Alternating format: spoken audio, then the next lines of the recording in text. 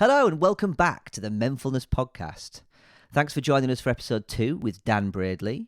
It was a fascinating conversation with Dan, who shared his journey to becoming a trustee for Menfulness, some of the challenges he faced with Bell's palsy, and how kickboxing changed his life. Beware, there's a little bit of bad language, as you might expect, and don't forget to check the content and trigger warnings in the description before you start. If you haven't already, then please click follow or subscribe so that we can let you know whenever there's a new episode available. And give us a like and a share if you've enjoyed this conversation. If you or someone you know wants to come on here and have a chat with me, then I'd love to hear from you. You can follow us on Instagram, Facebook, or reach out via menfulness.org. Right now, let's get into our chat with Dan. Dan, thank you for coming. Thank you for being here. For those who don't know, Dan is a founding member of Menfulness. He's a parent of 2, husband, friend. If I'm honest, the brains and brawn behind Menfulness. Stop it. Stop it. Seriously. So, Dan, thank you for coming, man. Are you all right? How are you? Absolute pleasure to be here, mate. I'm doing very well. All the better for being in your man cave. Oh, it's good, isn't it? It's good. If anyone could see this, because obviously this is an audio medium, but Sam's man cave is amazing. And I'm really jealous. I was a bit worried when you said I had to take all my clothes off before I came in. Well, dear listeners, don't worry, we're not naked. We'll probably cut this out, man. We've got socks on, so it's all right. So look, anyway, I was excited to speak to you, man, and I wanted to talk to you a little bit about your journey to Menfulness. We've all got our own journeys to Menfulness. Yeah. Yours, I feel like yours is quite a physical journey. There's lots and stuff to talk about tonight. But first of all, can you tell us a little bit more about yourself? What's your name and where do you come from? Oh, where am I coming from? It's like mastermind, isn't it? Well, my name's Dan Bradley. I am 39 years old, soon to be 40 in September. I am from Rochdale. I was actually born in Beverley, not far from here. Moved to Whitley Bay when I was very young, and then we moved to Rochdale, which is Greater Manchester way, when I was 5. And then I came to York for university at the same time as Jack. So Jack and I knew each other at York St John in 2001. It was the week before 9/11. Right. That's when it was, yeah. Which was a funny time to start uni, really. Absolutely. If you can recall that, it was the world was going a bit upside down, wasn't it? Yeah. Jack and I go way back. Yeah, that's where I first met Jack, and he was a rugby union boy, and I was more with the rugby league team, so we kind of ran in different social circles. Right. But yeah, Jack and I go way back. Yes. Amazing. And that's basically how I came to be here, and we'll get into that in more detail. Yeah, absolutely. No, thank you, man. I mean, you happy to share with us a little bit about sort of your experience? Because I know, like I said before, you're a parent. You have been through your own journey with your physical and mental health. Yeah. Are you happy to share a bit about what you've been through, about what brings you here? I will share everything, really. I mean, it's quite an open book. I think the story what you're referring to, because obviously you have a bit of an idea. A lot of people won't have an idea. But what I'm about to describe is absolutely why I got into Yorkie Dads and ultimately setting up Menfulness. So I suppose what you're talking about is I graduated from university in 2005. Yeah. Did an English degree. I always had the idea when I was at uni that I was going to go into teaching, because that's what my family did. My dad was a head teacher. My mum was a Senko. My sister is now a deputy head. Right. I'd grown up around that profession my entire life. Yeah. And I had it in my head that that's what I would go into doing, but I didn't really give it much thought. Now, at university, like a lot of people will say, I was very sociable, let's put it that way. I spent a lot of time in the pub and everything else. And did I, do as much studying as I should have done? No. I'll put my hand up now. No. And when I finished uni, I had I did 4 years at York St John, and I had a great time. But when I left, I quickly realised I didn't want to do teaching. Right. And I had a bit of a confidence, crisis of confidence, really, because I just thought, what am I going to do? What do I want to do? That's what you'd planned for. Yeah, that's kind of what I had in mind. And I worked for a year at York St John, and that was just a temporary contract. And I finished that, and this was, we're talking sort of early 2006, something like that.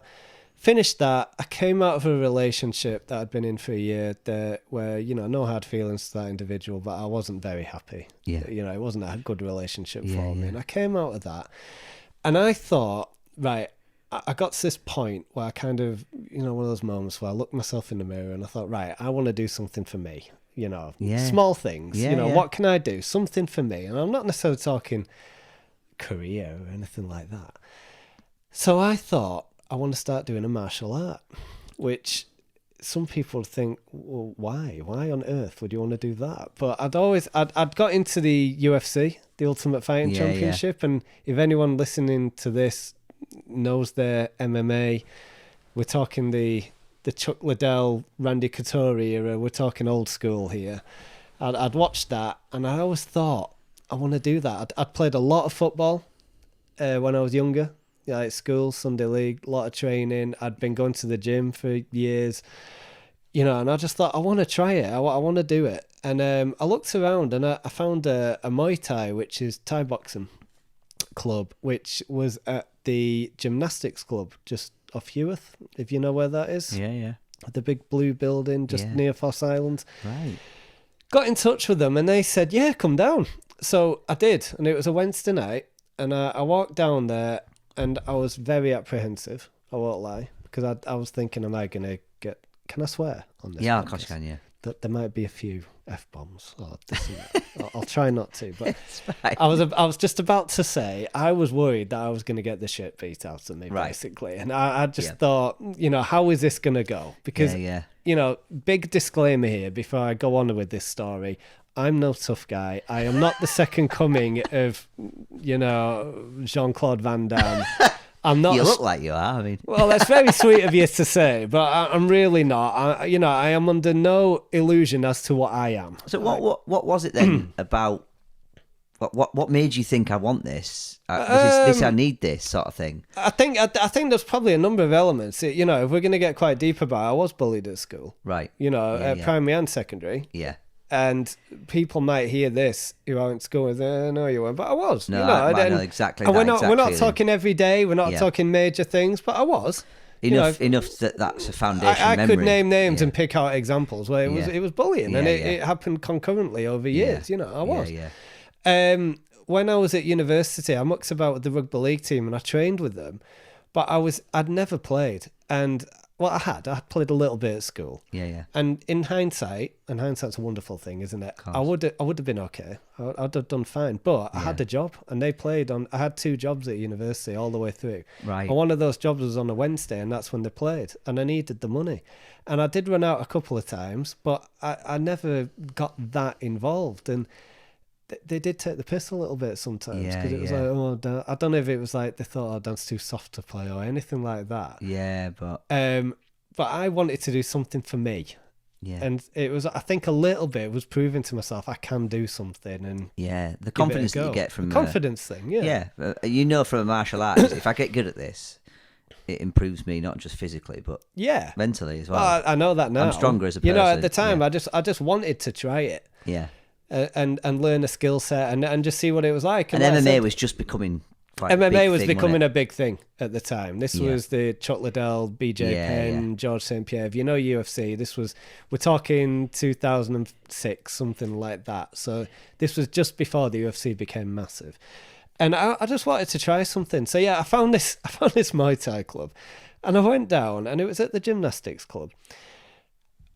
Very apprehensive, very nervous. I had like gym kit on. I wasn't wearing the official kit. Like why would you? I didn't go out and buy all the kit or anything, So I walked in thinking, right, how's this gonna go? Walked into this room, like took a deep breath, opened the door, walked in, and I was confronted by 200 12-year-old girls in leotards doing somersaults and stuff, running around. And I was thinking, right, this isn't what I signed up for. This wasn't what I was expecting. Turned around, walked out, and I'm thinking, oh God, this is a good start. Where do I go? And I turned out of the front door and was met by a very attractive blonde girl who had some very funky shorts on. And she said to me, "Are you here for the Muay Thai, for the Thai boxing?" And I said, "Yeah." I said, "Hi, I'm Dan. I've not been before." And she went, "Hi, I'm Donna." This is Donna. This is the Donna. Right, Sam, no, spoiler alert, Donna will play a part in this story later on. Okay? But Donna was the very first person I told Sam before this podcast. I was going to tell him a few things that he'd go, "Oh, that's interesting." This is why I love this. Because we don't get to talk like this normally. No. Right, no so way. Okay. Donna was the very first person I met when I went to Thai boxing, right? So Donna, she didn't take me by the hand, but she said, "Right, come with me." And she led me down some stairs that were at the side, and it was literally like walking into Fight Club. If you remember the film Fight Club, and they go into the basement where there was like holes in the wall, it was literally like that. There was like literally a dungeon under the gymnastics club that had loads of mats, big old room. You know, it was a big room, but had quite low ceiling. It had literally had holes in the walls and things, and there was a little changing room at the end. She took me in there. I went in there, got stuck in, joined in with the class. And I have never been beasted like I have been that day. And I don't mean beat up. I just mean in terms of a circuit class. Just knackered out. So to give you an example of what we did, and there may be people listening to this who, you know, might have done something similar. I'm sure there will be.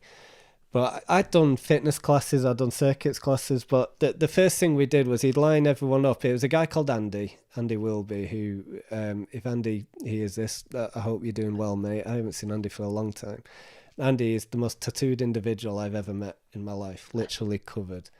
He was like a former European champion. He'd done bare knuckle, you know, handy guy. Proper fighter. Yeah. Sort of guy you'd keep on the right side of, but lovely bloke, really, really top guy. And I'd had met Andy before. And anyway, I was welcomed in, and I learned very quickly you had to bow when you walked onto the mats. You had to bow when you were engaging with Andy in any way. If you left the mats when the change room, you had to bow your way back in. There's a big sort of spiritual respect ritual, side. Yeah. And yeah, it felt a bit weird at first, but I quite liked it. I got into that. These are the sides of it people don't see unless you actually do it. Now, not every Muay Thai gym insists on that, but Andy did. You know, he was very strict on that. And I liked that. Anyway, so the first 10 minutes was doing squats. So you have your hands up in the guard position. So obviously people can't see this, but I've got my fists up in front of my face. Your guard's up like a boxing guard. And you do squats, and you do 10 squats lower down, and he insisted you did it properly, and you'd count it down in Thai. So you do non, song, sam, si, ha, hook, jet, ped, go, si. That's that. See, I learned 1 to 10 in Thai. Yeah. See, I'm learning myself. Yeah. There you go. Don't ask me anything else. I don't know anything else. I know what a pad Thai is, but that's about it. But you'd do that, and then you'd hold it for 10 seconds halfway, and he'd count it down again. And then you'd start again, and you do 1, 2, 3, 4, hold it halfway, go again. We'd do that for 5 to 10 minutes. That was the start of it. Then you do shin blocks, which is basically skipping off one foot to another, raising your knee to your elbow. You do that for 10 minutes. Then you do press ups. Then you do sprints. It was serious conditioning. Wax on, wax off. Yeah. It was serious conditioning. And then you do pad work, and you'd learn how to do the pads. Basically, I got absolutely beasted, and I loved it. I just thought it took me 3 sessions before I realised. At first, I walked home and thought that was mad after the first one, but I was interested. I liked it. Yeah. Went back, and then I realised I did have a bit. I took to it fairly quickly, and the more I started going, it basically became life changing. It was absolutely life changing. So what was it then? What was it that? Because I can imagine, I know I've had my own journey with running, and I know that dedicating yourself to something that improves your fitness is, you know, it can be game changing. Yeah. But what was it about the Muay Thai then? What was it about? Was it the people that you were training with? Was it the improvement to your health? Was it the learning a new skill? What was it? All everything you just said. Yeah. I've said this before. The best analogy I can give you, that for me personally, it was like finding religion. You hear about people who will find Jesus, say, you know, generalizing it, but you do hear these stories of people who find religion and find faith, and it impacts positively on every aspect of their life. Yeah. No word of a lie. That's what Muay Thai did for me. So I very quickly realised that because the cardio requirements were so intensive, I started looking at my diet. And my diet had been awful for years. Not terrible, but I didn't think, right, I need to eat fruit and veg. You know, I eat processed food a lot and things like that. Don't get me wrong, it's not like I became squeaky clean. No, but it made you look at other bits of your life. I started looking at how much water I'm drinking. I started looking at my sleep patterns. I started buying bags of spinach and blueberries and, you know, I started cooking. Yeah. You know, and now I you know, nearly 20 years later, I do most of the cooking in our house. You know, Donna, I'm not just saying that, Donna will admit this if she was here. I do most of the cooking because I got into cooking. I started looking at, right, I want to eat healthier. Yeah. Healthier, I should say. Yeah. And it just had this profound impact on my life. I met a lot of good people through it. My confidence, my self-esteem just went through the roof. You know, I just felt better. Those 2 years between 06 and 07 were 2 of the best years of my life. I was absolutely on cloud 9 because I just found something that I was good at, because that's the other point I want to make. And again, disclaimer here, I am not a UFC fighter. I'm not saying I was the best thing going, but I got good at it. Yeah. I was. And I got really super fit, because half of it, if you look at boxing or any sport necessarily, a lot of it is conditioning, isn't it? And then you can learn technique, repetition, on top of that. Yeah. Muscle memory. Yeah, things like that. But I took to it fairly quickly. So I learned how to get good on the pads, because again, that's something, if you've never done it, Sam, for example, holding the pads is an art form in itself. Yeah. You know, because you need trust with the other person and you're communicating, and eventually I started sparring, and sparring is, you know, where basically you get the gloves, you put a gum shield on and you go in and do it. People have different philosophies to sparring. Now, with the club I was with, Way of Life, sparring, they're like hard sparring. They test you out to see what you're made of. So sparring is simulating a fight situation, but you don't go as hard. Essentially, that's what it is. You don't want to punch their face in. No. But you want to connect still. Yeah, and like I said, people have different philosophies. Yeah. I think you've summarised it quite well there. To me, sparring is where you actually get in and do it with someone, and you're trying to make that connection, but you're not trying to hurt them. You know, that's the point. It's practicing. It's putting it into practice. And essentially, if you're with a good partner and you're sparring, you should be helping each other and improving each other. And you know, you can see where I'm coming from here with Menfulness. You know, there's a lot of, you're trying to help each other. It's about communication. It's about support. It should be inclusive. You know, so you're at the wrong gym. If you went into any martial arts gym, whatever discipline it is, as a complete newbie, and I've never done it, and they beat you up straight away, that's completely wrong. They shouldn't be doing it. Yeah. You know, it should be inclusive. And I mean, I did a little bit of Kung Fu, only for a year or so. Yeah. But with someone who, he himself had got to a black belt stage, and what he was missing wasn't he knew what he was doing, but he actually needed people to just train with.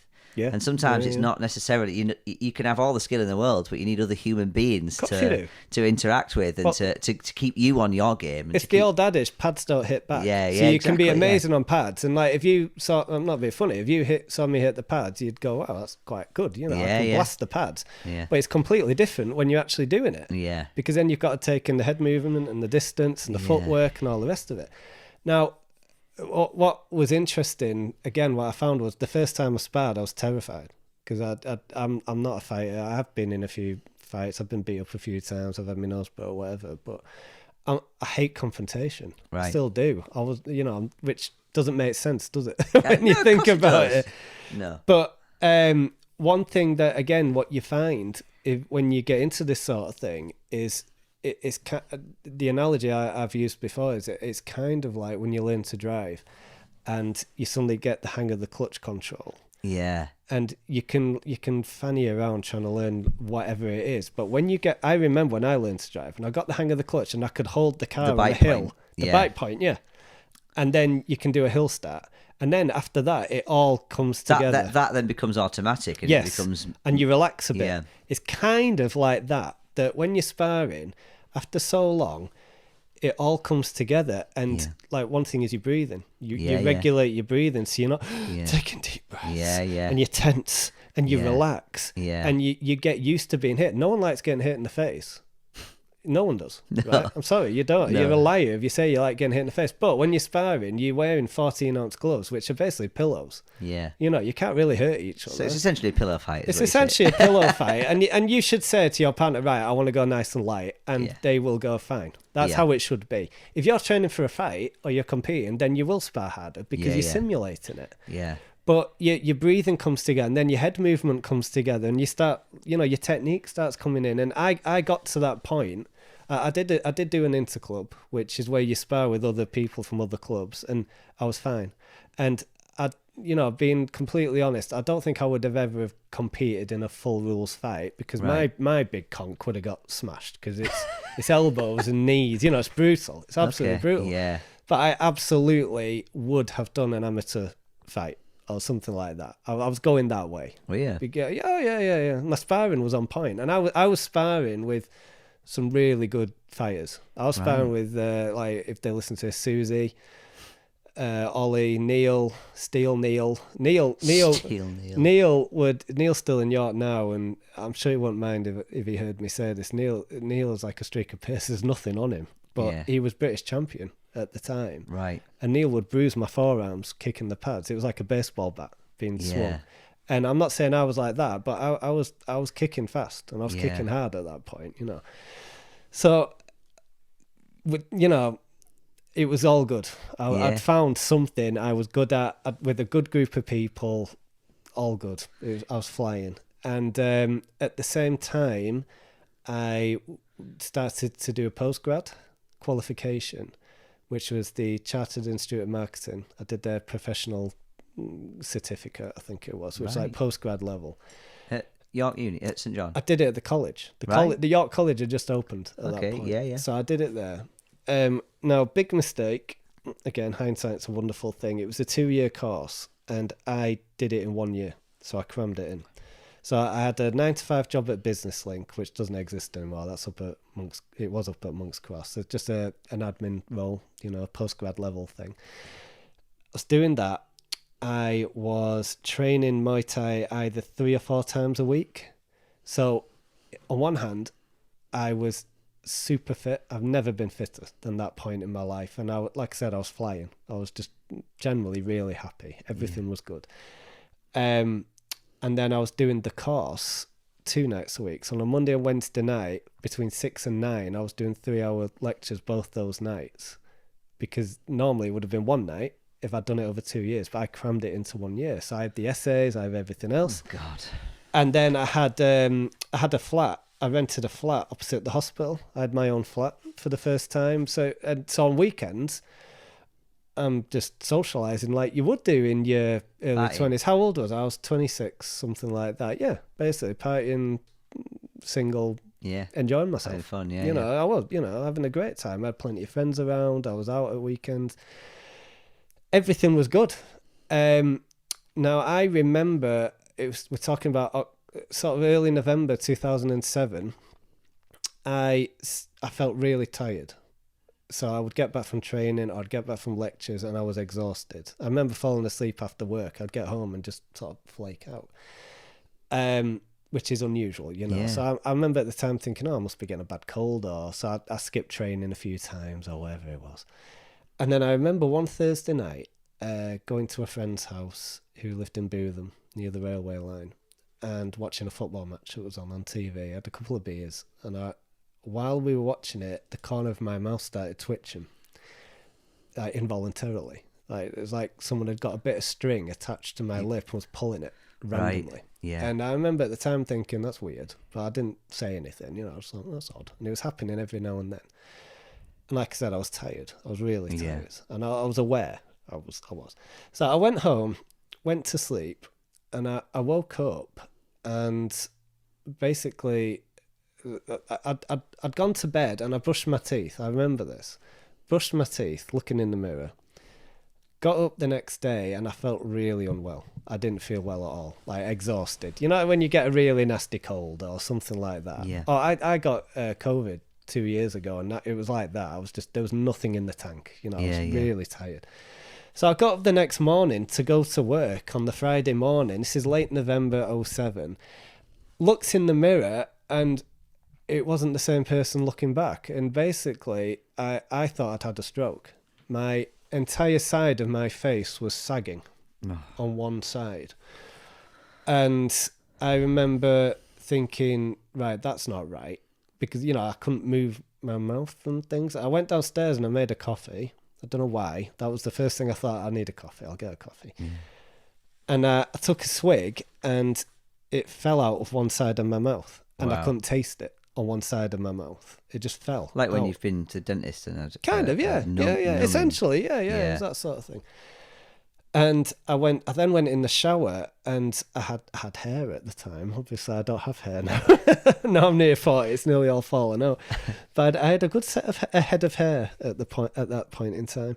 And I was washing my hair in the shower. And when you shampoo your hair and you'll close your eyes, you know, to rinse it out, it all went in my eye. And I was thinking, what's going on? You know. So I thought, this ain't right. So I went there was an NHS walking clinic at Monk Bar, if you remember that. Yeah. I don't think it's there anymore. And I lived near Japot Spice off Haxby Road. I had a flat just behind there near the hospital. So I walked over and I went in and I got in fairly quickly. This is sort of 8 o'clock on the Friday morning. And I remember the doctor had a look at me. He was only a young lad and I vividly remember this. He did a few, checked my pulse, he did a few chest tests, you know, things like this. And he just said, you need to get to hospital. And I said, why? And he said, I think you've had a stroke.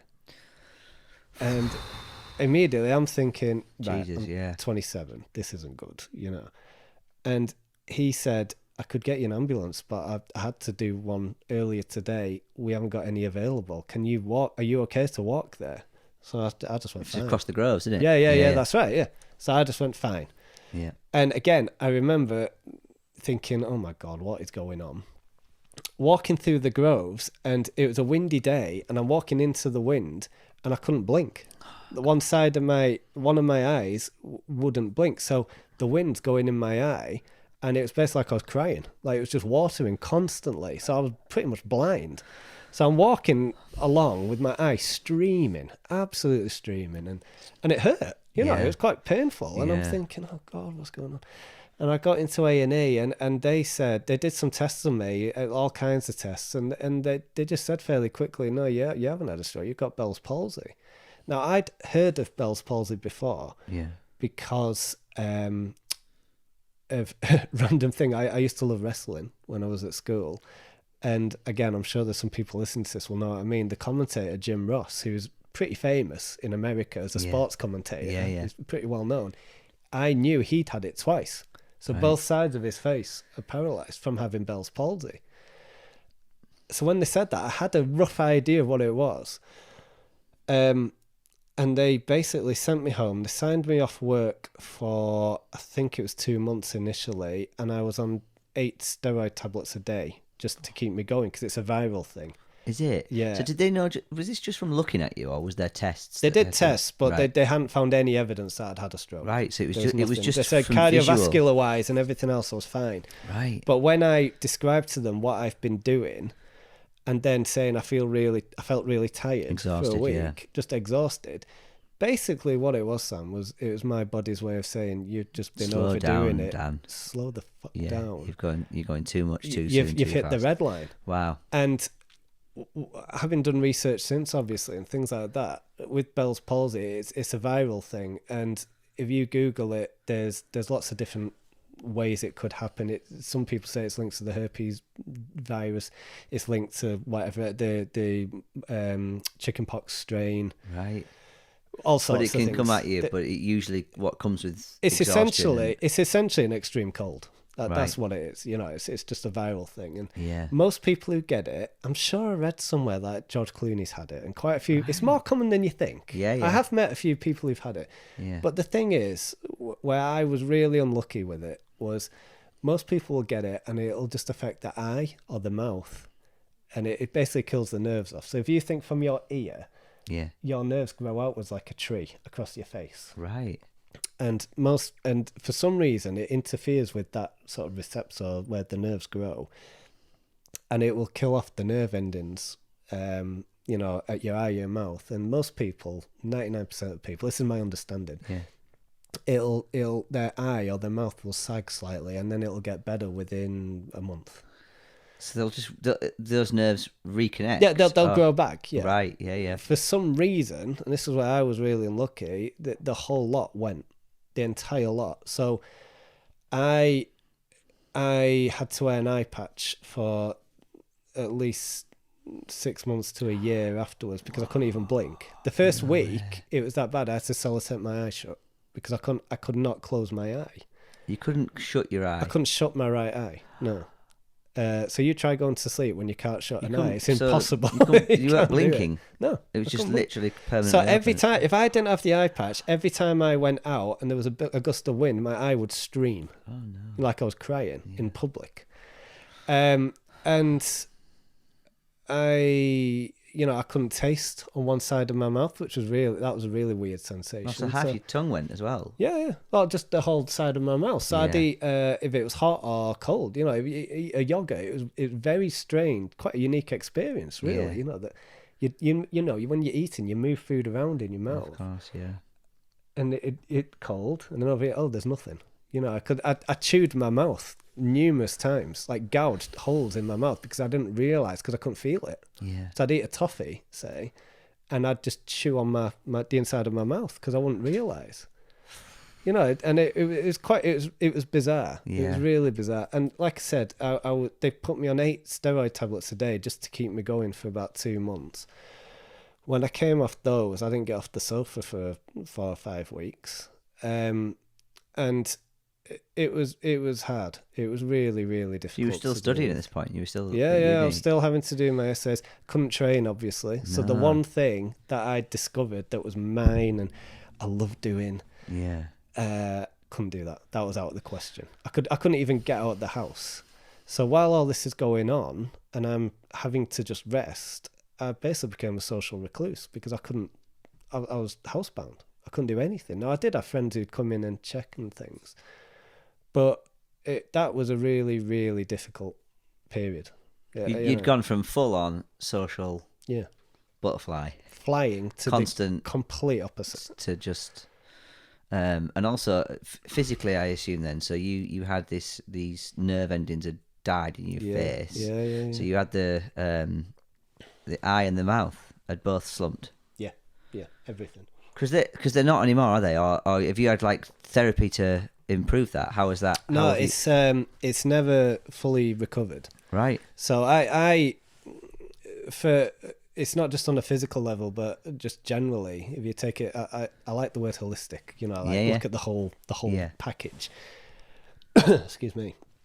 I often say that my life could be split into pre-Bell's palsy and after Bell's palsy. Right. That's the way I see it. Yeah. Because my life, it was life-changing. It was completely life-changing. It disfigured me.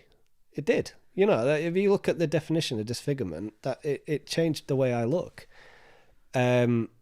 You try going out and not feeling self-conscious when you look like the love child of Popeye and Sloth from the Goonies. You know what I mean? My face was just sagging. Right. So it was quite prominent, was it? Oh, very. Yeah, very. You could spot it a mile off. Yeah. My face was sagging. So every time I smiled, and I always said I lost my smile. Because I'm doing it now to you. I was literally smiling like that. Man, I can't. So I went from being in a situation where I was quite the social butterfly and I'd have I'm not talking about just girls here or anything like that, but just I'd have no problem. I had quite a big friendship group, different groups and things. So I had no issue meeting people in bars and going out and about. I went the complete other way and I was incredibly self-conscious about the way I looked. And I still am to an extent. If you see me in photos, I don't like smiling. Like showing my teeth. Way. Because if I see it... Honestly, I've known you for a few years now. In fact, we met in the council years ago. We did, It is not... It is, first of all, it is not something that you would notice immediately, if at all. And if I didn't know, if you hadn't have told me, I wouldn't know. And secondly, you don't strike me. You don't, this is the weird thing, isn't it? You don't come across as someone self-conscious about it at all. No. So that's, yeah. So how old were you at this point? You were in your early 20s? I was 27, I believe. Right. 26, maybe 27. I can't remember exactly. But so at that point, that was like a new era for you, different part of your life. Oh yeah. Didn't want to go out. It changed everything, Yeah. because basically I remember going to, because this was before smartphones were really a thing. Facebook was just starting at this point, and I'd done a bit of research into it, but the one thing I didn't have was some reassurance that would it get better, or is this it? Because like I said, it was literally sagging. My face was sagging. Right. And I got a physio appointment with someone at the hospital. So I went, and I remember this really vividly because it's ironic because I now work for the NHS and I will stand up for the NHS till my dying breath. I'm all in. But this incident made me anti-NHS for a little while because I went to see this lady who I presume was a senior physio or something. She was a bit older, and we sat down and she just didn't seem interested, and she wasn't reassuring in any way. And she just kind of shrugged her shoulders and said, well, you've got Bell's palsy. I can't tell you whether it's going to get better. Who knows? It might stay like it is. It might get better. And she just seemed indifferent to the whole thing. And I remember sitting there, and I said to her, can you just give me something? Like, is there anything I can do? Or because I don't know what's wrong with me, I don't know much about it. And I remember she made a comment along the lines of, well, you'll be okay because women who get it as badly as you have, they suffer more because they're more self-conscious about their looks. And I remember sitting up and saying, excuse me? What? Yeah, so it's a gender thing now. And she said it again, and I said, excuse me? Like, I'm sat here with a paralysed face, and you're telling me it's not a big deal because I'm male. That's the way it came across. And I remember that. And I just walked out. Yeah.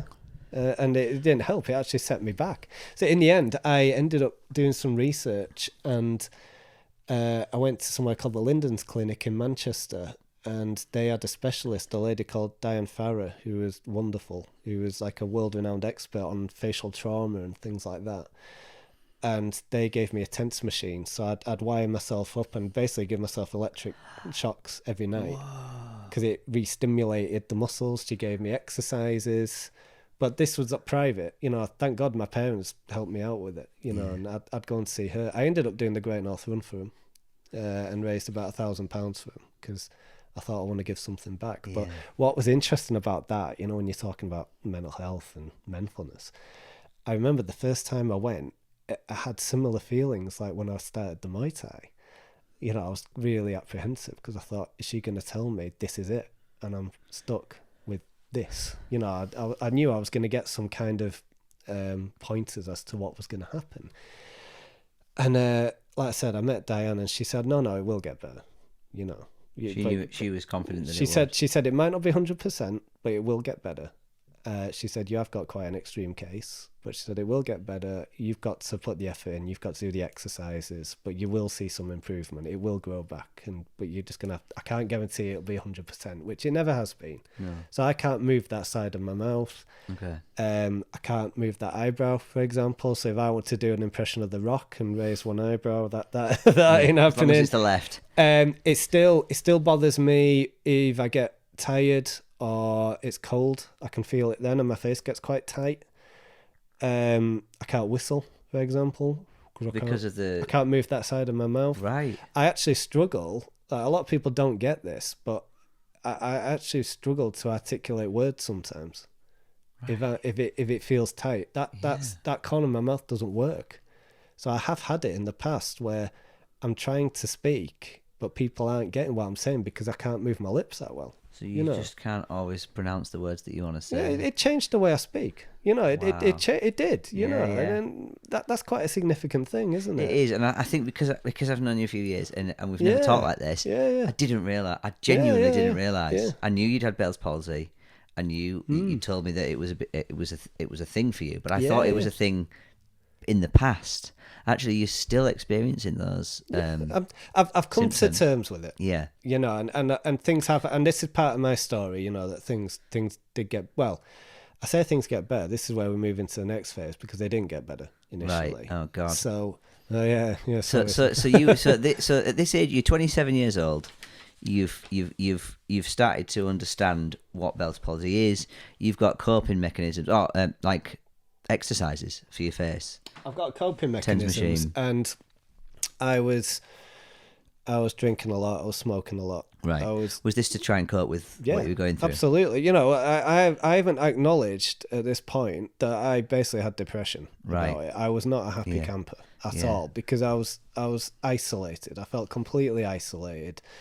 Your social life had gone from mad to none. The thing that I loved, the Muay Thai, which released all those endorphins. You know, I would burn off about, if you research it, I was probably burning off 700 calories minimum a session. You know, I would walk out of those Muay Thai sessions drenched in sweat, but endorphins were flying out. And you were doing that several times a week? Yeah, and I felt like I could run through walls, you know, even when I left, you know, and I was feeling great. You know, I'm a huge advocate for the benefits of exercise and positive mental health. That to me, they're just interlinked completely. Absolutely. And granted, doing what I did was quite an extreme example, but you know what I mean from the running. Of course. You know, you get what I mean. Yeah. So I couldn't do any of that. And I was stuck in this flat that basically had no central heating in the middle of winter. It was freezing cold. There was loads of damp. And I just felt completely cut off from the world. And my self-esteem and confidence, which I said earlier previously had gone through the roof, just plummeted. Oh, God. And I was just desperately unhappy. I just wasn't me. I became very, how would I describe it? Sort of emotionally vulnerable. So it wouldn't take much to get me upset. My resilience had gone. So if I had any little setback at work or anything like that, I'd get upset quite easily.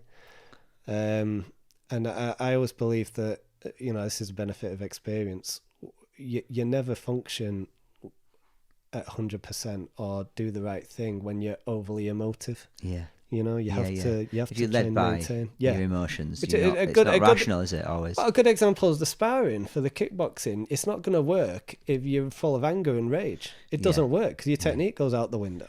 Okay, yeah. And then you'll get absolutely sparked out. It doesn't work. You have to maintain and be nice and focused and calm.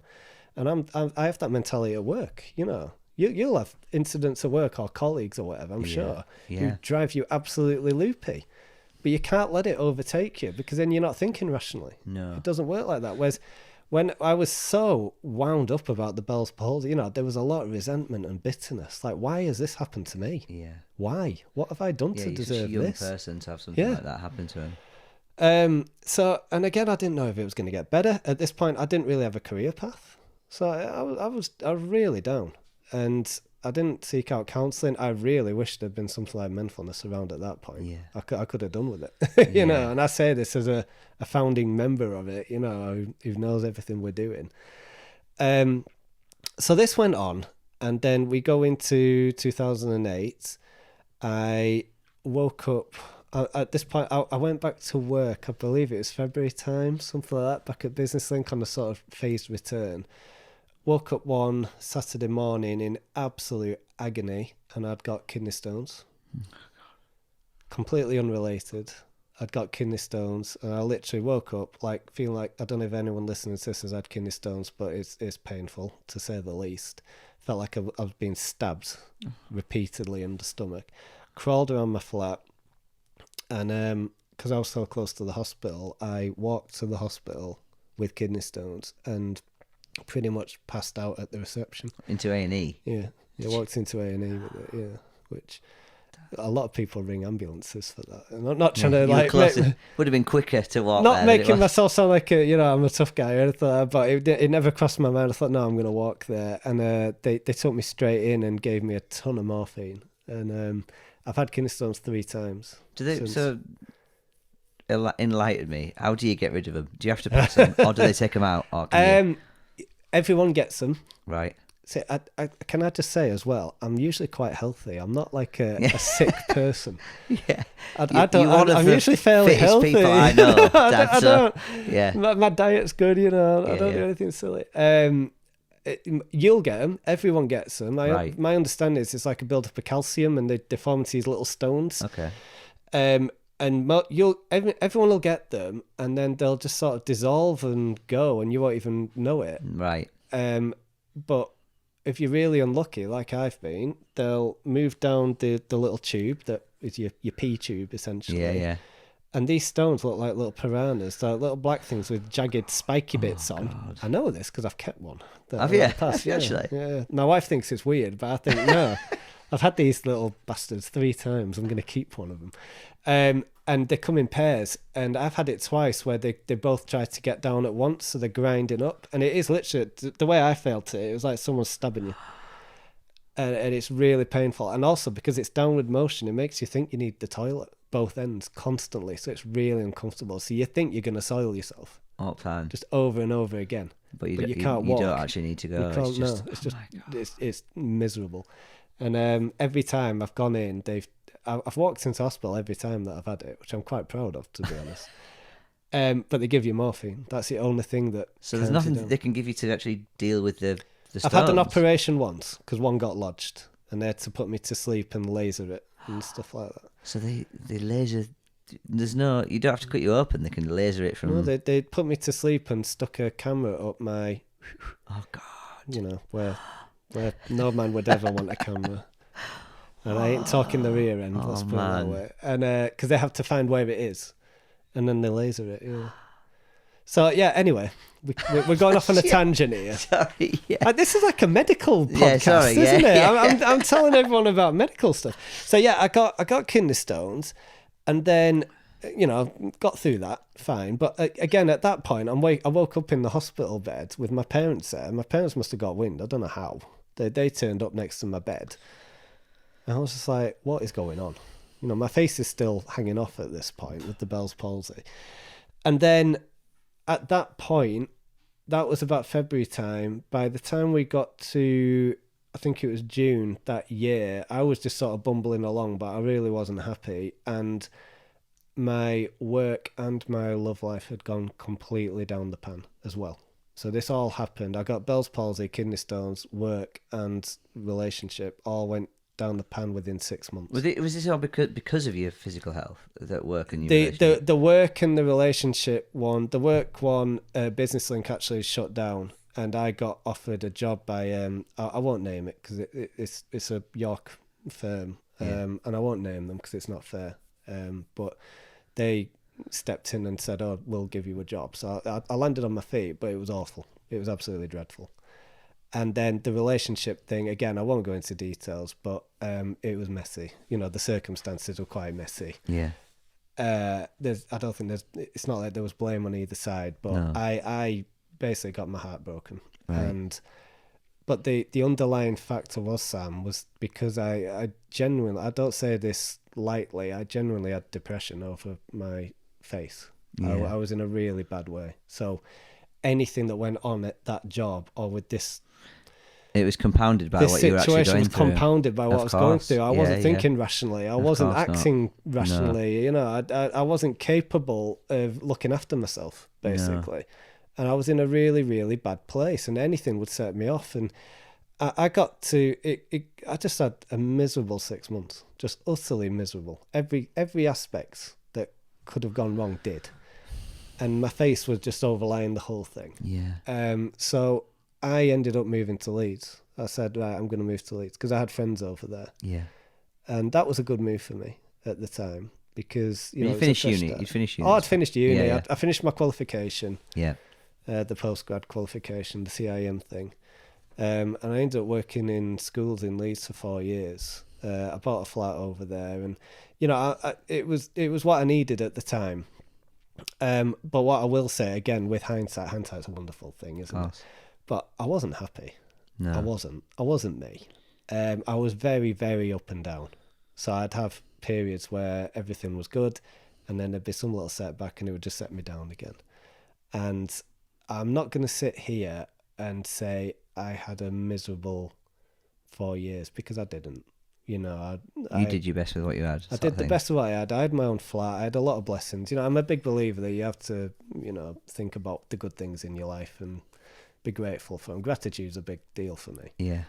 And I was still lucky, but mental health wise, I didn't address the issues that I had from my face. So I was still very quite vulnerable. I was still quite emotionally fragile a lot of the times. I hadn't found my feet. I hadn't found me again. Yeah. I started kickboxing again and training, and I did a bit of Krav Maga. I did a bit of MMA. Krav Maga, that's similar to kickboxing, is it? No. Krav Maga is it's an Israeli, I believe, martial art, and it's kind of hand-to-hand street fighting, sort of self-defense orientated stuff. If you watched the Bourne films or the Daniel Craig films, especially Casino Royale, that's basically Krav Maga, what he's doing there. Okay. If you can visage the stuff where he's blocking people and restraining them, and quick hand movements, twisting and arm like, twisting, wrist locks, all that sort of thing. Right. I really wish I'd done more with it, because I can still remember a few things. But anyway, I was doing bits and bats. Now, where my story gets going, if I haven't bored all the listeners by this point,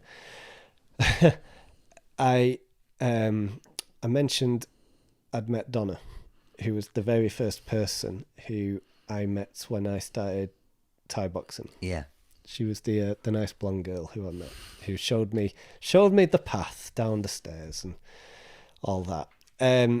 Now, one thing I didn't mention was Donna was married to a guy called Richard at the time, and I got very, very close with Richard. And Richard was slightly older than me. He was a black belt in jiu-jitsu, and he was a personal trainer. Right. Done a bit of door work, this and that. He was hard as nails, but really, really nice lad, Scottish lad. And we kind of became training partners, and we'd go out to the pub together, and he was a really good lad. When I moved to Leeds, Rich would come and see me probably once a month, and we'd watch the UFC and go for a beer. And we got very close. And he was just a really nice lad. And I knew Donna as Richard's wife, but that was it. I always thought she was a nice girl, but didn't know, it was one of my best mates' wives, that was it. Anyway, they had a little girl called Kiki in 2009, and the last time I saw Rich was not long after Kiki was born. I couldn't tell you how old she was. I would guess 5 months, maybe 6 months. A lot younger than Luna, your daughter, say. Yeah. And I was in Leeds, and I'd been in York to visit a friend, and I stayed the night, and I called in Donna and Rich's on the way home, and to see them, have a catch up, all this. And I remember Donna answering the door. I remember that. Gave her a hug. How are you doing? She said, "Oh, he's in the front room with Kiki. Go in." And I went in, and Kiki was tiny, and she was on his knee. And I remember Richard he didn't look well. He'd lost a lot of weight. He was in good shape, and he looked a little bit gaunt.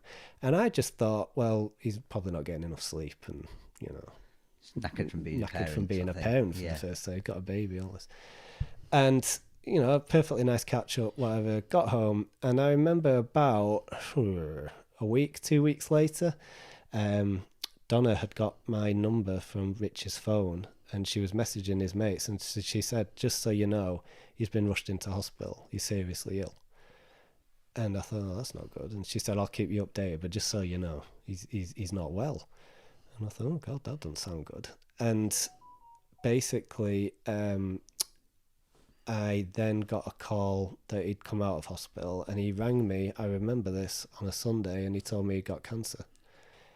That was the last time I saw him, because I was due to go and see him on at least 3 occasions, and he just wasn't well enough. I'd get the message while I was setting off, he's really not up to it. Yeah. So, you know, you can only imagine what Donna went through, and she's got Kiki, who isn't even one at this point. Oh, God. So he passed away, sadly, when will it have been? 2011, I think it was, sort of August time. And I went to the funeral. It was at Fulford. And it was awful. You know, the whole thing was awful. And I saw the guys who we used to train together with, you know, with the Muay Thai and stuff like that. Really sad. And yeah, it you know, it affected me. It was really depressing. And I made a promise, because we would text each other. I didn't actually see him, but we'd text each other. And I said to him, just so you know, we'll look after. And when I said we, I was talking about like his friends, his family, you know, like you would. Of course, yeah. And it was a sincere thing that I said, that we will look after. We will look after Donna and Kiki. Yeah. You know, you don't need to worry about them. They'll be okay. And I meant that. And after he passed away, I would message Donna on a Sunday night, because I never used to do anything on a Sunday night. I was like, I was you know, I had a little bit of routine in my chaotic social life and all that. Yeah. I would iron my shirts and watch Top Gear on a Sunday night. You know, I'd just get myself prepped for the week and do my washing and my food shop or what have you. I was quite sensible. And I would message Donna. I did this for quite a number of months, and just say, are you okay? Is there anything you need? Yeah. And we met up one Christmas in Leeds for a coffee, because she was doing some Christmas shopping and things. And I literally just thought of it as that. And then I think it was the February 2012, it was, Donna asked me out during one of those text exchanges. And I really wasn't expecting it at the time. And I went, right, this is odd. What do I do here? And yeah, I remember talking to my boss, Annette, at the time, who I'm very close to now. Annette was the head of the schools. And I'm still in touch with her now. It's lovely. It's like having a second mum. She's like a second grandparent. Like, she's got a very comfortable retirement, and we go and stay with her once or twice a year. You know, it's lovely. And Annette, you know, I could talk to Annette about a lot of stuff. I could be quite open with her. And I remember saying to her, we had lunch the next day, and I showed her the text and said, she knew the situation. She knew what had happened. And I said, what do you think of that? She was like, for God's sake, just go out with her. You know, she needs some support. What's the worst that can happen? Just go out with it. So we did. I left it a little bit, and we went out, and we just hit it off immediately. Just immediate connection. Well, you know each other. You're close already. Well, we were and we weren't. That's the weird thing, Sam, because I knew her as my mate's wife. I'd never looked at her in that light. You know what I mean? She was. I always thought she was attractive. Don't get me wrong. I always had a soft spot for her. Yeah. But it's my mate's wife, you know. Yeah. I remember when we used to do the Muay Thai, that we'd all get, it was a strange setup in that we had one changing room on the side of this gym that was like Fight Club. It was like this really dirty, intimidating little room, literally with holes in the plasterboard where people had gone through when they're grappling and stuff. Yeah. I went through it once. I got smashed into the wall. But everyone would get changed together, and no one batted an eyelid. So you'd have male and females just in their underwear, just getting changed. No one cared, you know, whatever. And I remember we'd all go in there, like whoever was there, we'd all say, hi, how are you doing? Blah, blah. Getting changed. And I remember Donna used to walk in the room, and she used to literally light up the room, like just with a smile. And she was so warm with people. And I found that a really attractive quality. I remember that. But again, it's my mate's wife. You know? And we went out, and we just had an instant connect, because I never really knew her, you know. And if you think about it from her perspective, asking anyone out after what had happened to her would have been a big balls move, of course, on her part. Massive, you know. Yeah. And it's interesting, because at that point it was I was 29 at this point, and I'd spent 3 or 4 years in Leeds after the most horrendous 6 months where my face had gone and everything had gone wrong, just getting myself back together. And I was hammering it on weekends, you know, and just, you know, big time. and I say this to people sometimes, and they just go, yeah, whatever, but I really did, you know. And yeah, I had some good times and ever, but was it healthy? No. Was it what I needed? No. You know, I really wish something like Menfulness had been around. I should have joined the local rugby club and just focused my energies in a more productive way. But I was in my 20s and I got, I lived it and whatever. But the interesting thing was, by the time I got to 29, I was bored of it. Well, yeah, I reached a point where I was absolutely bored of it. Smashed and it too I hard. wanted a relationship. Yeah. And I tried internet dating for a long time, and this was before the. I was going to say, this was before Tinder. It's Tinder, where you swipe across. Yeah, this was before that. Right. Yeah, thank God I didn't. What have was that. it like back then? It was Match or Plenty of Fish. And Acorn computers. Yeah, BBC computers. Yeah. And that is a podcast in itself, my internet dating stories, because it was kind of like Peep Show. If you've ever watched Peep Show, I met some utter lunatics when I was doing that. I've got some stories to tell, but that's another podcast. That's a whole. That's a whole. Right, other I'll note thing. that down for a future podcast, then, Dan. Yeah, absolutely. Yeah, I met some really nice girls through it. Actually, a couple which I'm still in touch with now and things. But yeah, that was a wild adventure. But again, I wasn't with, I wasn't me. I wasn't happy. Yeah. I was coming at it the wrong way. And and I just thought, well, I'll try that and see what happens. But I wasn't addressing my issues that I had. Yeah. Which obviously we're big on with Menfulness. Yeah. So I was ready to settle down, and I was bored of just being a social butterfly all day long and all the rest of it. And it was like the stars aligned, really. So when Donna asked me out and we really hit it off, I was in a place where I was ready for that. The interesting bit is she had Kiki. Yeah. And if you'd said to me 2 years before, say, you're going to go straight into being a dad. Yeah, you're ready for parenthood. I'd have gone, yeah, right. Yeah. But if anything, it was what I needed. Right. It calmed me down. It gave me that bit of responsibility. I loved it. How old were you at this point then? So I was 29. Right. And I loved it. I love spending time with Kiki. We got, I suppose, looking back, we got serious quite quickly, but then we had to because there was a child involved. We had to.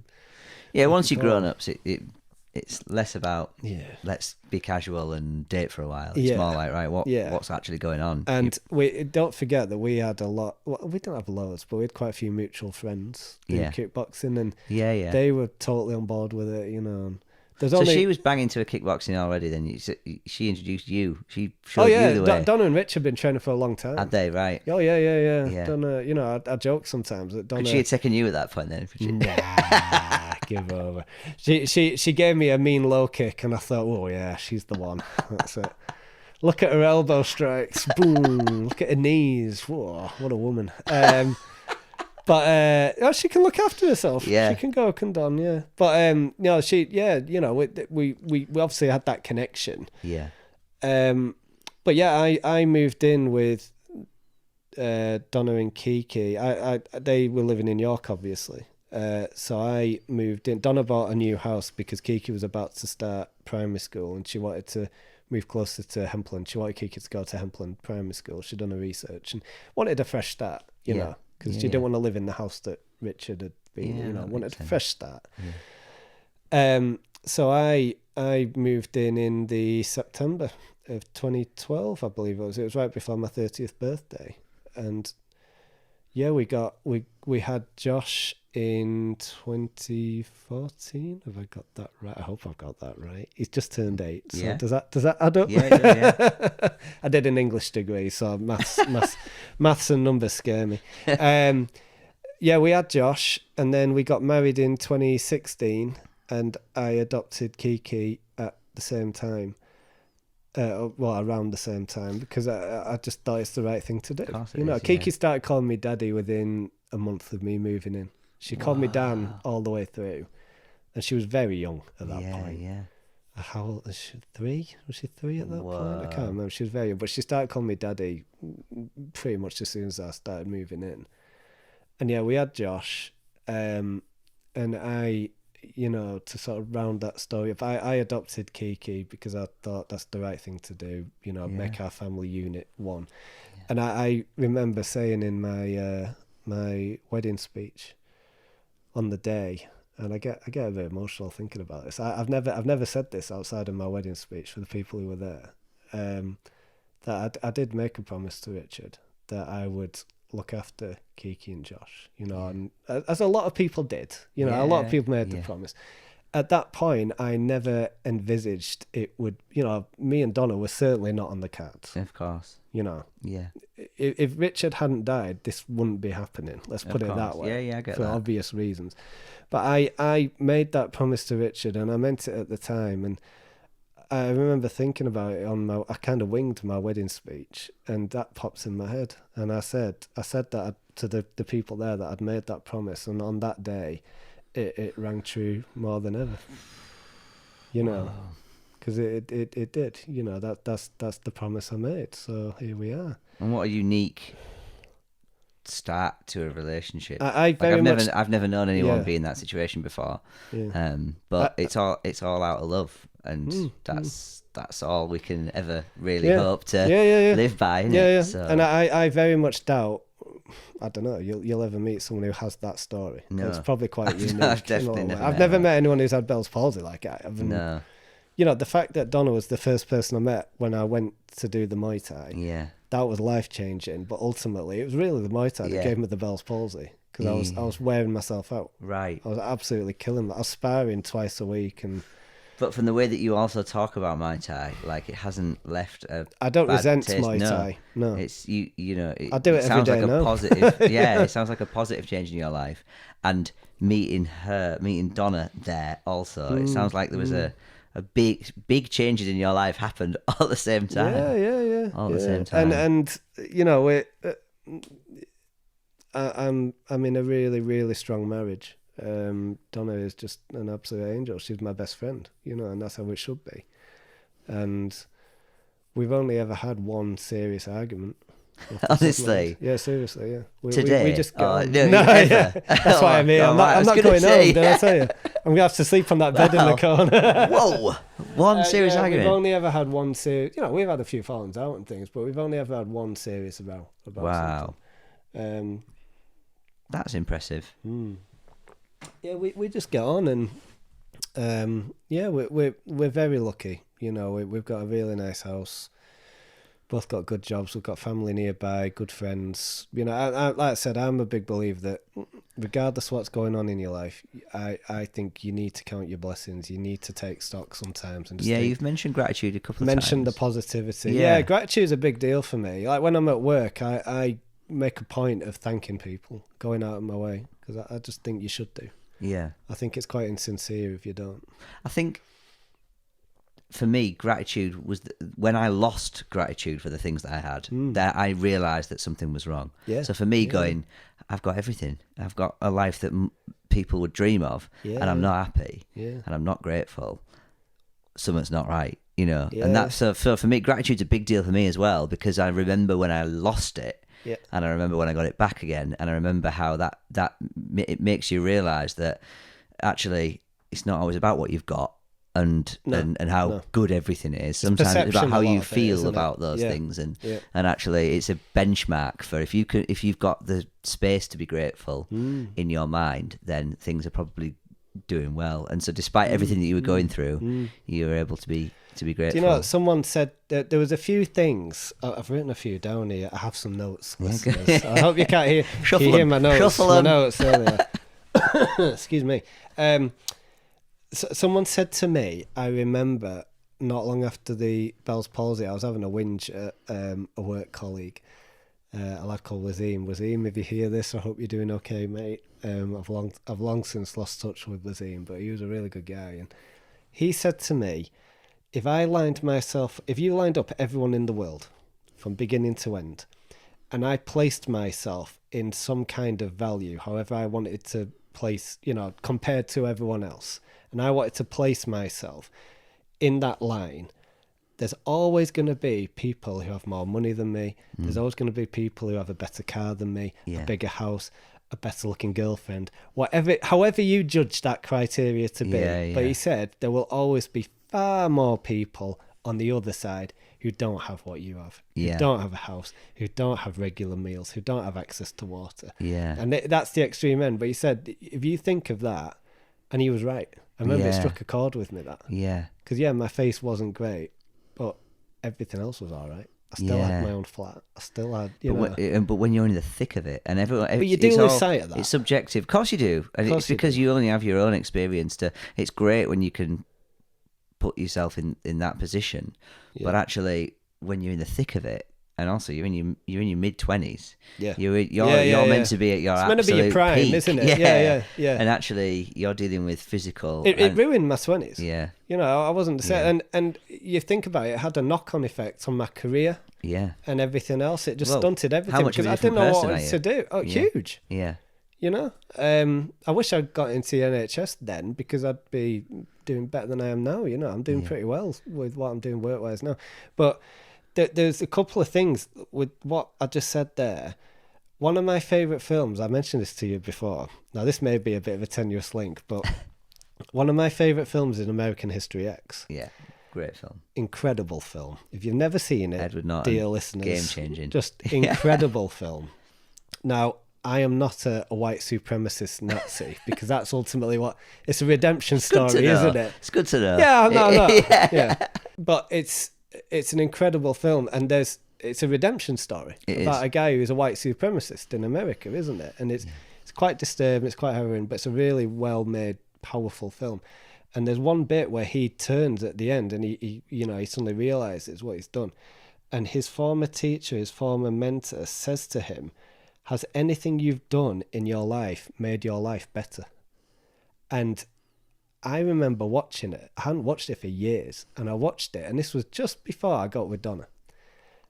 And I remember it struck a chord with me, because I paused it, and I started thinking about me. Yeah. And what I'd been doing the few years leading up to that, just being Mr. Man about town and trying to, be everyone's friend, and, just not being me, and trying to be someone I'm not, and hanging out with people who I really didn't want to be. I shouldn't have been hanging out with. I wasn't getting anything out of it.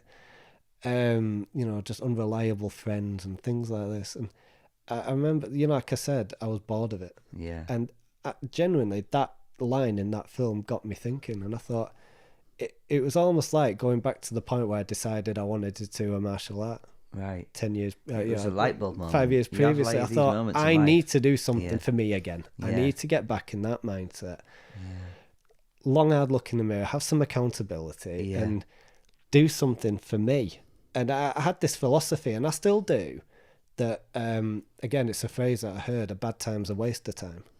And it's true. It's absolutely true, isn't it? Yeah, absolutely. But there's caveats to that. Of course, and you can't always help it. No. But the reality is... Bad time is a waste of time. We only have so many minutes on this earth. Why would you choose? Well, you wouldn't choose. But it's interesting, because someone once said to me, it's not exactly the same, but someone once said to me, do you ever do anything for anyone else? Yeah. And so, but before this point, I'd never volunteered at all. Really? And I was, and for me, overnight, that was one of those light bulb moments where I was like, actually, I spend a lot of time going out and getting drunk and having a really good time, which is great, but it's not really soul fulfilling. Yeah, it's and there's a lot of negative. Fulfillment's a good word. Fulfillment, yeah. And so for me, it was like actually once I started volunteering and going, actually, I really get quite a lot from this. And this was before Menfulness. This was film at the folk hall. That feeling of I'm doing something, and it is for me, but also it's for other people, and I give something back a little bit. And I think it's interesting that there comes up. Sometimes you just have a light moment where someone else just points something out to you that you maybe hadn't realised before that enhances your life overnight. Yeah. No, that's gets you thinking, doesn't it? Yeah, absolutely. Around thinking outside the box a little bit, and you need that every now and then. Yeah. And then further down the line, I've got a few tattoos knocking about on both arms, and I learned through work years ago the Japanese philosophy of Kaizen, which and we've had this discussion before, which at its most basic is Kaizen is a Japanese philosophy for continual improvement. Yeah. And that really struck a chord with me, because I learned about that because I work in sustainability and environmental projects and transport projects for York Hospital and the Trust. And we commissioned a company to do some work with us. And in the big report that they sent back, they called them kaizens. And these are our sort of caveats and key points that we need to bring into this report. And they called them, sort of action points, if you like. And they called them kaizens. And I remember thinking, that's an odd word. Never heard that one before. And then I did the research, and the action points it's about improvement. This is why they call them that. And I suppose you could say it's a bit of a pretentious way to put it in a work report. I wouldn't dream of doing that. But it opens it up to you. You wouldn't have Googled it if you hadn't heard it. It's dead interesting, isn't it? You know, and I have a big philosophy in my life, sort of a belief that you never stop learning. Yeah. I think it's incredibly insincere of you if you say, I am the finished article. Completed it, mate. Yeah, completed it, yeah. Yeah, exactly. You haven't. Because you don't know what's around the corner. Yeah. You never stop learning. There's a little bit of respect your elders in Of course, yeah. One of the things I'm proudest of with Menfulness is that what we've effectively done is we've created a community where guys will share their experience. And experience is a big thing for me. Yeah. That you should learn from bad experiences, really. Either knowingly or unknowingly. Yeah. You learn from every experience, but you'll probably learn more, really, from bad experiences and what you're made of. Because, again, with the Muay Thai, I don't think I mentioned before, I don't want to keep going back to it, but those sessions physically were so hard and physically and mentally demanding that I love now when I'm doing something physical and you have to grit your teeth and you're aching and you have to go on with it and knuckle down and go on with it. This is why really I should start playing rugby, because I was going to talk about those skills are completely transferable. And it builds mental fortitude. It really does. Like I said, we're doing those squats. Yeah, I've been doing those where people are crying. So some of it is the physicality of some of that sport. Yeah. Crosses over into building absolutely resilience in some of the actual psychological stuff that you go through. That's really interesting, actually, because there definitely is times when I run and I really go for it that I think I lose myself a little bit, and there's a zen, there's a sort of a disassociation with like my brain, which feels like I can't get that anywhere else. I know some people read, some people meditate. I can't do that. Bruce Lee, it sounds like a really wanky thing to say, but Bruce Lee used to call it a state of flow. Right, yeah. And this is what I said before with my sparring. I'm not saying I got into some spiritual plane. No. Crossed into the Matrix or anything like that. But you just get to a point with your sparring where you go from when you start, where you're super tense and you're not breathing and you're just scared to get in, whatever. So you're completely relaxed. You can see things coming. You're dodging out the way. You're nice and relaxed. Your technique starts coming in, and you're flowing. Yeah, and it's nice. I must admit, I think it's funny when you. And it's really cool when you get to that point. You look at some fighters, and you look at some MMA fights in particular, where you go, how can those guys be what looks like to the average person rage and anger, but actually it's not that. There'll be a bit of that.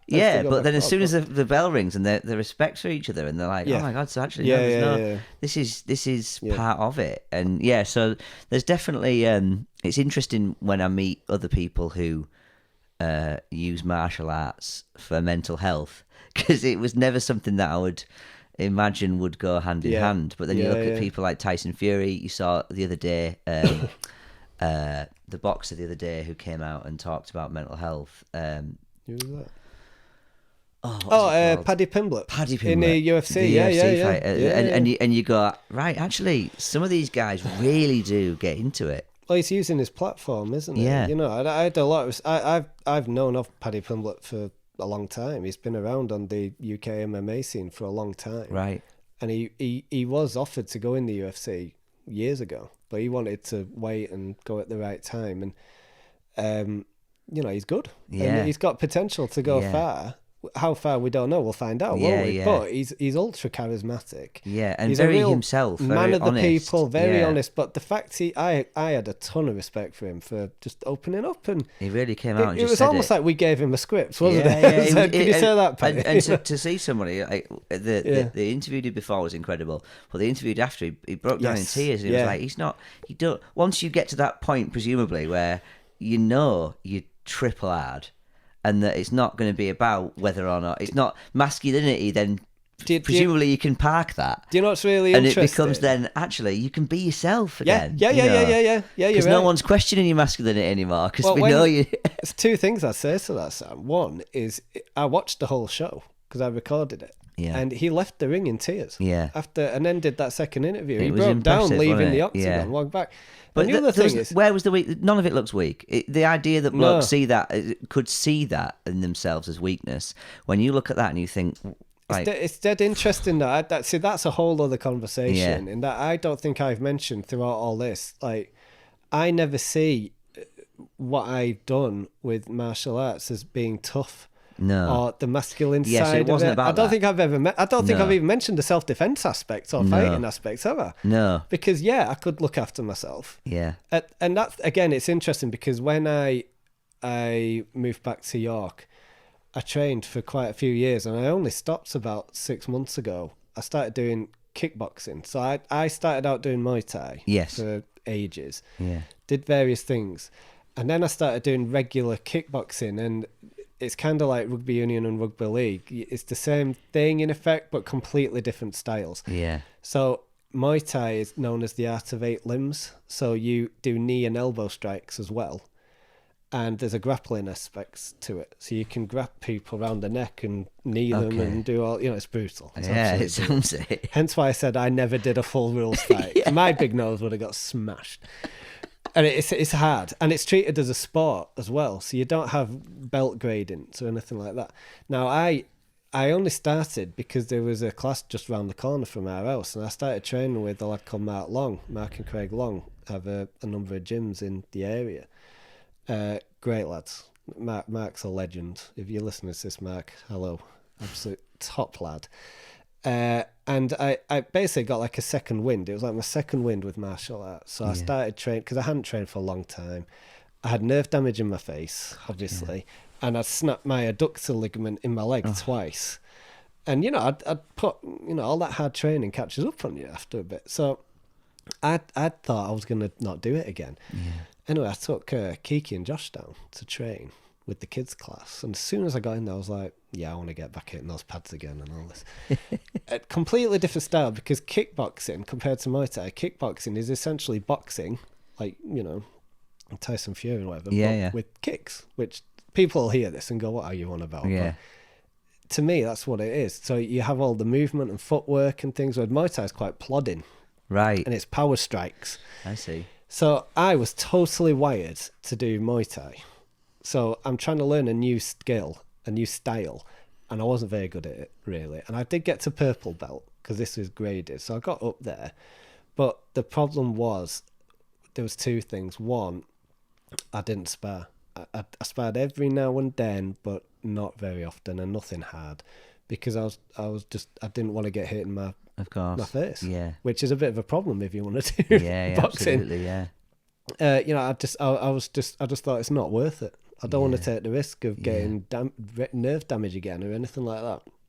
And the other thing was, I stopped 6 months ago because I had to say to myself, sort of look in the mirror, I'm nearly 40, I'm not 25. I couldn't keep up.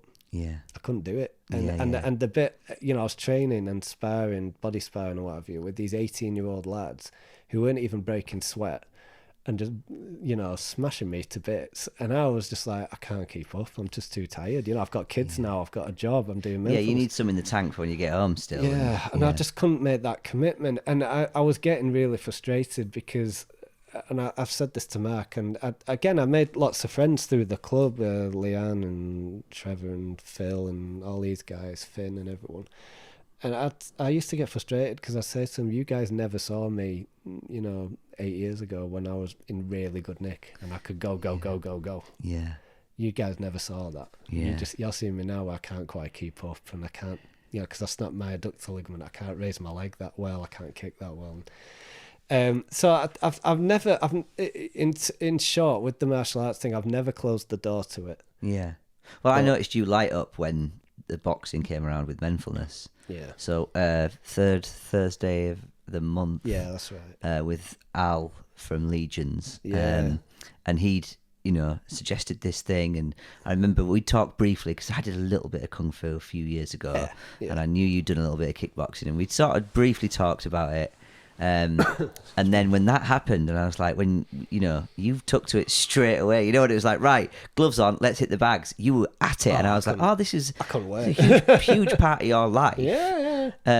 Kind of reopened again a little bit, but maybe in a little bit more of an environment that I'd do it every day. You're more comfortable with. I just don't have the time. Like I said, thing is, I could train. Yeah. I could train to compete. I could do it. There's nothing stopping me.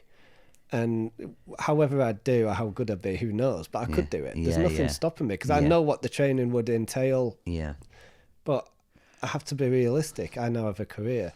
And a charity, and a family. And a charity. Family should be first. So I don't know how you do what you do. And I just don't have the time to do it. And that's essentially, that's how I gave myself Bell's palsy, because I was overdoing it. Yeah, so you've got to regulate how much you take on, because as Warren G said, you've got to regulate. You've got to do it. Yeah, that makes sense. And it was funny, because I wasn't really practicing what I preached. I did another postgrad qualification through work, an environmental IEMA sort of postgrad professional certificate thing, 2-year course again. This time I did do it. Was this before this job then, or did the job? No, this was. I did it for work. Work put me through right. it. Work paid for me to do it for my job. And I did, when they offered it to me, considered what's happened in the past, I did hesitate at first and go, can I do this? But I thought, I'll do it over 2 years, it'll be fine. And I'm not saying this to blow my own trumpet. I got a distinction. I came top in the class. Nice. And part of me was, as daft as it sounds, was annoyed, because if I'd applied myself half as much during my degree, I'd have walked it. I'd have got first. Yeah. I came out with a solid Desmond, a good 2-2. But the reason why I got that distinction was because I was super disciplined. Yeah. And basically, Donna deserves half my grade, because she had to look after the kids at weekends when I went into the office to do my essays and things. But I learned my lesson. I did. If you remember, I'd stepped back from Menfulness a little bit. Yeah. I didn't get quite as involved, because I just said, look, I've got to get this done. This has to be my priority. Yeah. So again, it's that experience thing, isn't it? You learn, and you take it forward. Yeah, man. So someone said to me, a wise person said to me, I think it was a Joe Rogan podcast, actually, I learned this, that experience is just another word for comfort. Right. And basically, if you say, how can I give it? Say you are managing someone at work, and you have to have a difficult conversation with them. Yeah. The first time you do it, it's only normal to be quite apprehensive and a bit nervous, and will this go right?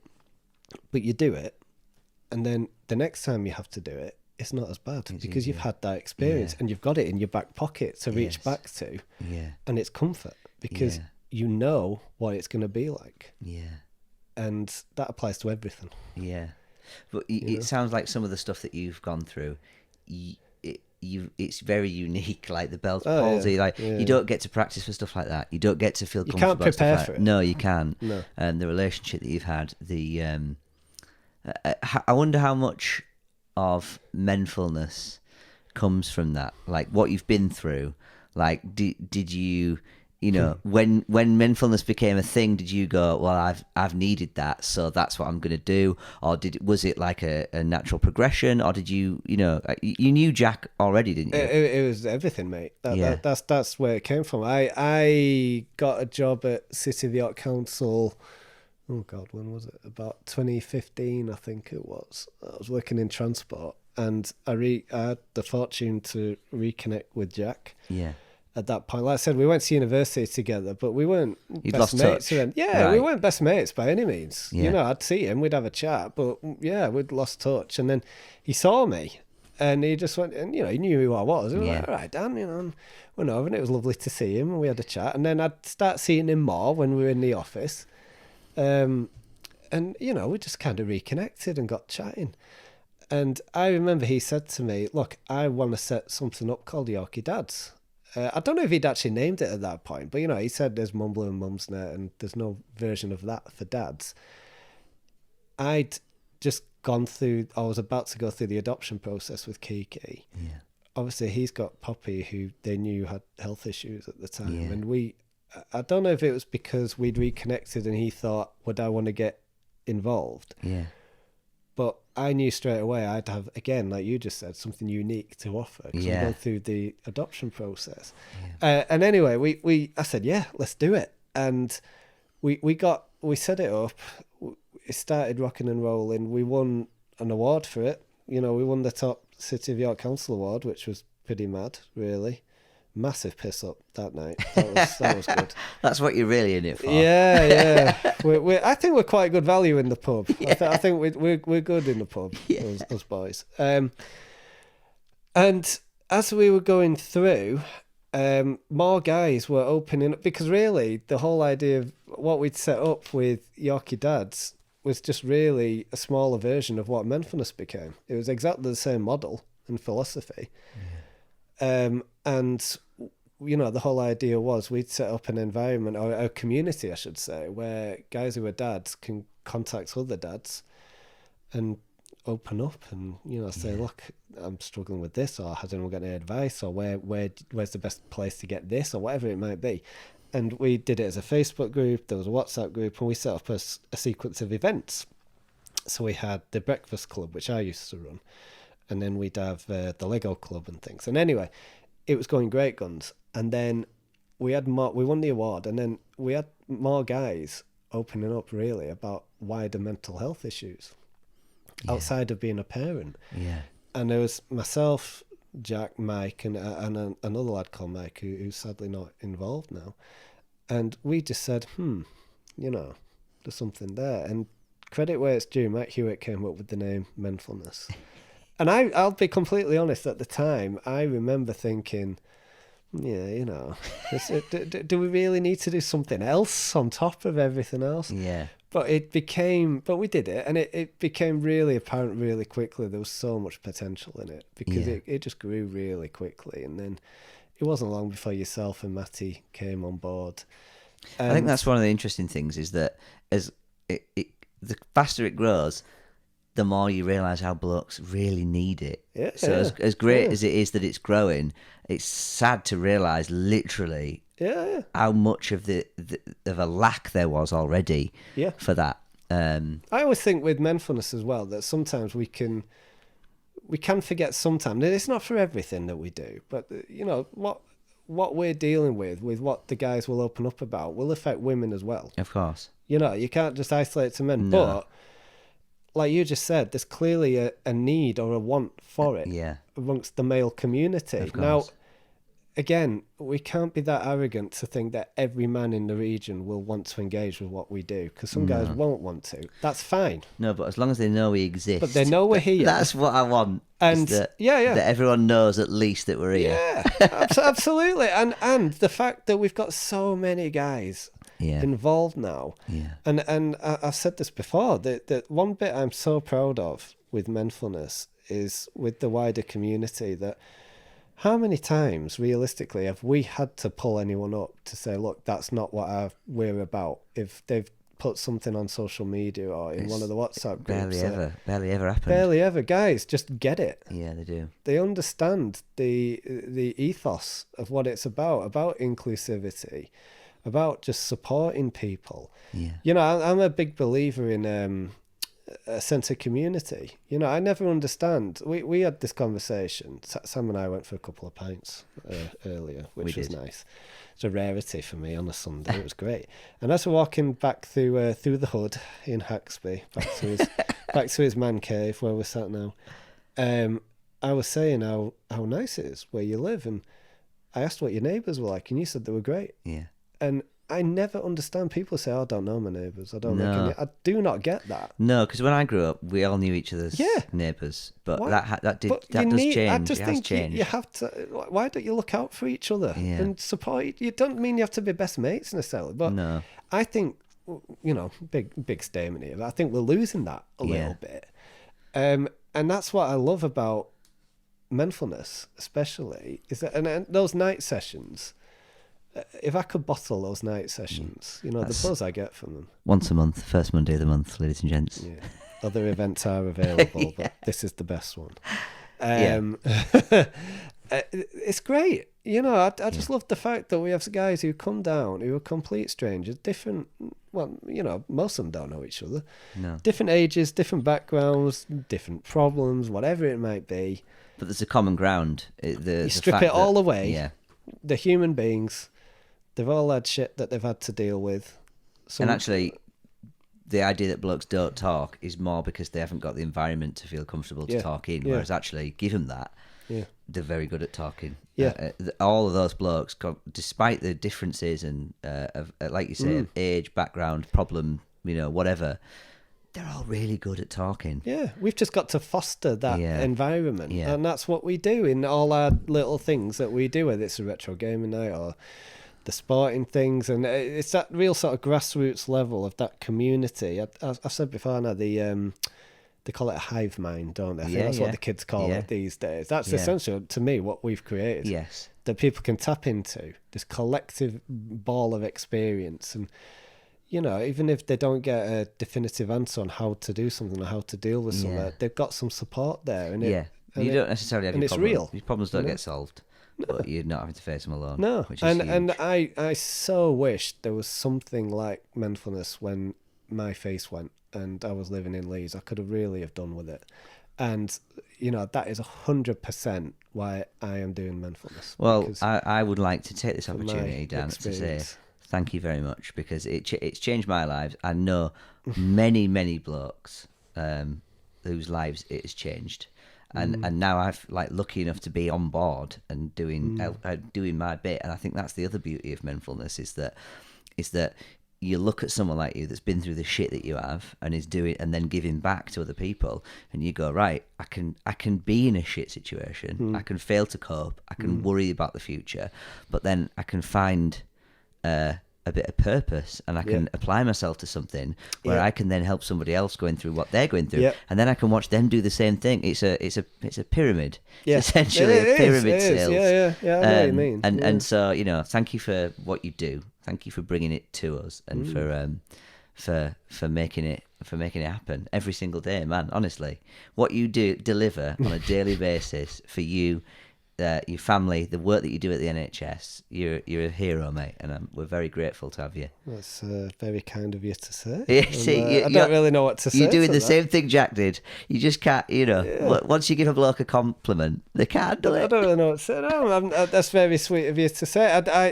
I love what we do with Menfulness. I think there's so much potential in it. We've met so many good people through it. We really have. We get out as much as we put in, don't we? Oh, absolutely. Absolutely. Like, you know, in this conversation, we haven't even touched upon the fact that, you know, I have an autistic daughter and my home life can be challenging, to say the least. Yeah. I never say I have an unhappy home life. No. But, you know, it can be very difficult. And, you know, I don't know if I dip into Menfulness to help with that, of course, but it's one of those constants in my life that just keeps me ticking along. Yeah, you know it's there. Like you said, I get just as much out of it as the other guys. Yeah. I don't get, as in, because that's the other interesting thing, isn't it, with Menfulness? Like the 5 committee members, me, you, Mike, Matty, and Jack. We kind of get involved with it in slightly different ways, don't we? And I don't tend to get involved in the WhatsApp groups and the regular chats as much. I kind of take a step back from that, because I think if I do get involved, which I could do and I'd like to, but I just think it'd be too consuming. Yeah, it's time, it's resources. Like the fact is that you have to spend 40 hours of your week at work. Yeah, somehow be a parent, it's hard to separate. Somehow be a partner, a husband, and then also run the charity. So this is what I mean though, is that you know, and Jack, what you pull out of the bag, considering what else you've got going on, is it's inspirational to see, mate, and we're very grateful to have you. I'm grateful for you, buddy. You're a ledge. Thank you very much. No, that's all right. I think we're there, aren't we? I think we're done. I think I'm done. I'm sure we've got. You know, I could talk about my home life in Kiki, but I think that's a separate conversation. Well, let's have you back. I'd be happy to do that. Let's have you back. Yeah, absolutely, 100%. Let's do that again. Yeah. It'd be quite nice to get, if you've got music, podcast, book recommendation. I'm trying to make sure that in each episode we find out what drives you, what's motivating you, something that you can other people can consume that you're consuming, whether that be a great book, so even just a lyric that you've heard, an album, something that people can go away and listen to themselves. Oh, where do I start? I don't really have I don't think I've read many self-help books or things, which is daft really. Maybe that is something I should dip into. I'm a big podcast listener. If people don't listen to podcasts, then you should give it a go, because I'm a big believer. I'm going off on a tangent here. They better be listening to podcasts if they're hearing this. I've not said this, I don't think. Self-care is a big thing for me. It's something I learned, and I've mentioned this in our night sessions.